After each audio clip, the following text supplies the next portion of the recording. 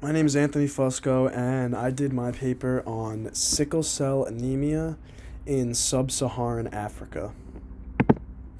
Introduction. So, SSD, or sickle cell disease, can be found most commonly in sub-Saharan Africa.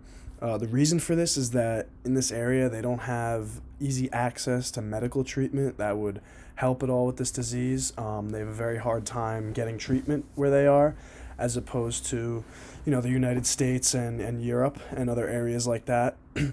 um, every year, there are over 240,000 babies born with SCD in Africa. Um, the lack of newborn screening and ineffective treatment options, most children die before the age of 3.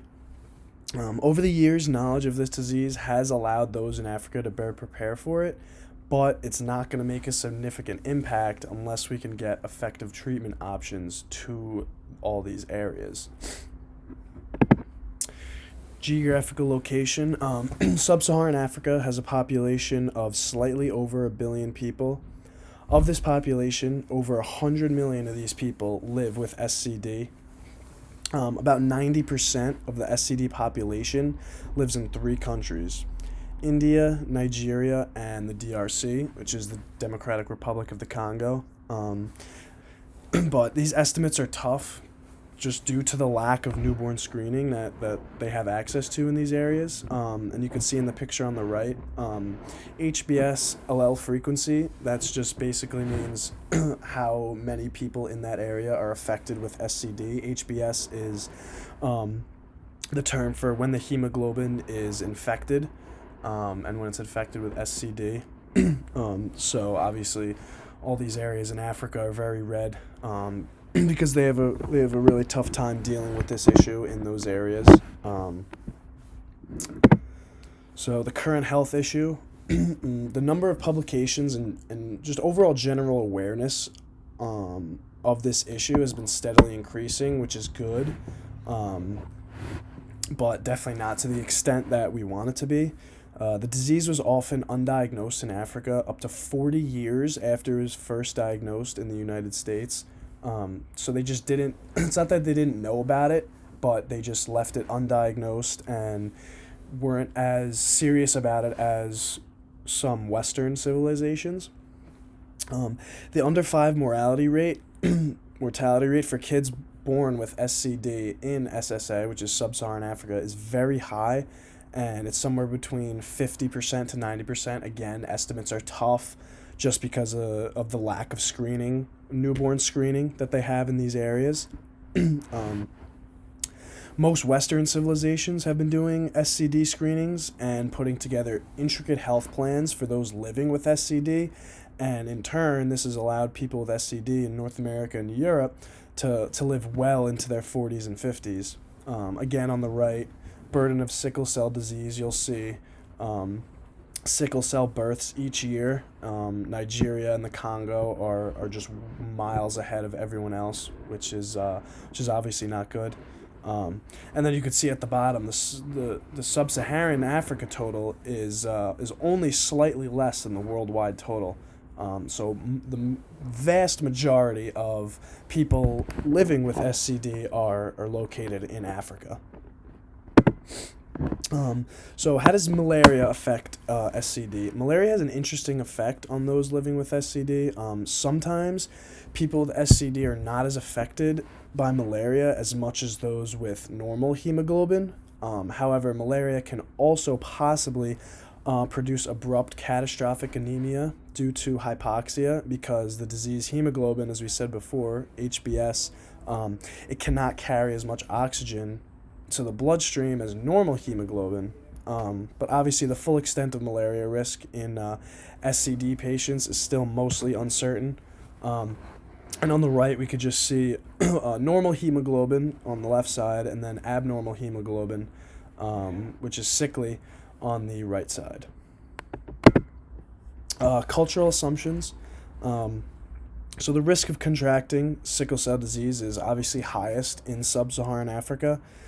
Being a carrier of SCD, it does offer a survival benefit against malaria, as we just went over.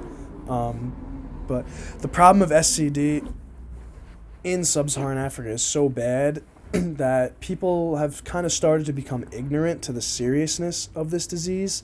Um, and as we know, there's not a big malaria problem in the Middle East, and the number of people that carry the sickle cell trait is low. Um,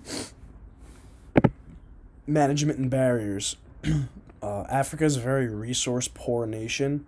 But if we just improve newborn screening and spread awareness on when to seek medical attention for a sick newborn, studies have shown we can dramatically improve the survival rate of sickle cell disease. And unfortunately, sub-Saharan Africa just lacks the infrastructure for rigorous newborn screening, and caregivers lack just general knowledge about the disease, which makes it a lot harder, obviously, for us to treat it.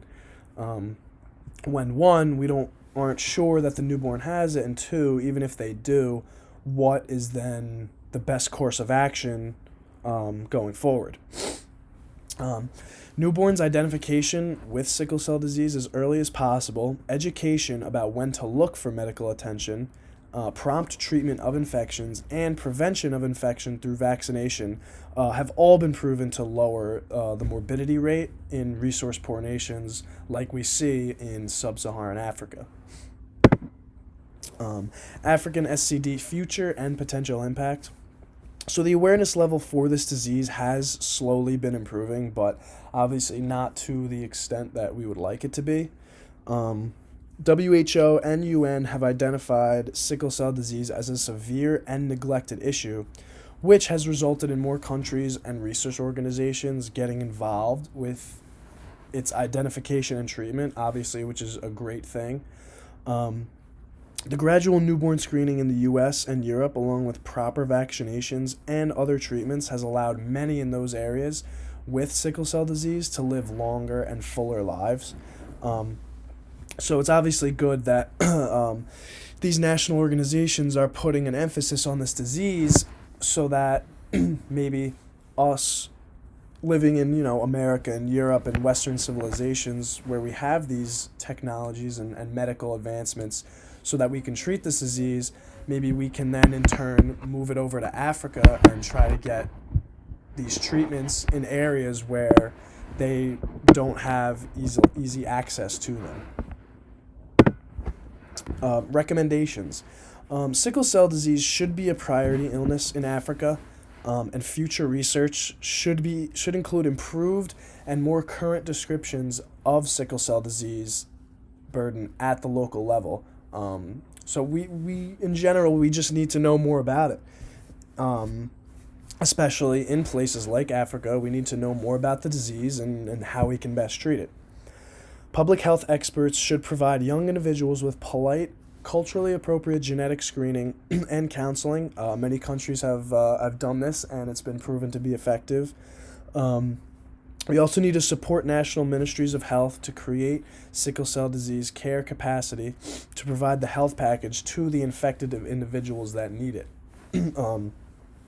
So it can't just be, one country.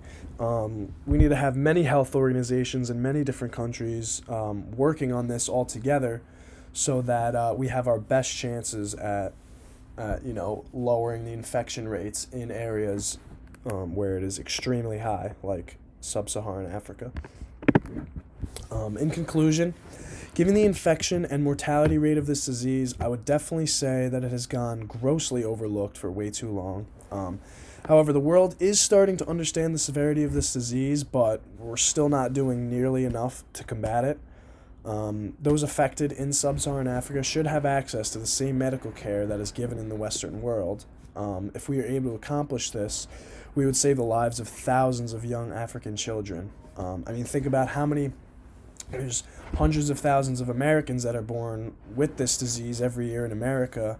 However, luckily for them, we have the capabilities to allow them to live more fuller and healthy lives well into their 40s and 50s. And like I said earlier, unfortunately in Africa, most children born with this disease don't live past the age of 5.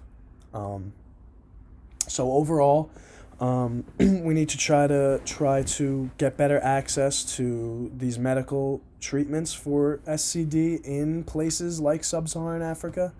If we're able to do this, then we would see a lot more African children living much better and fuller lives. So thank you for watching. Appreciate it.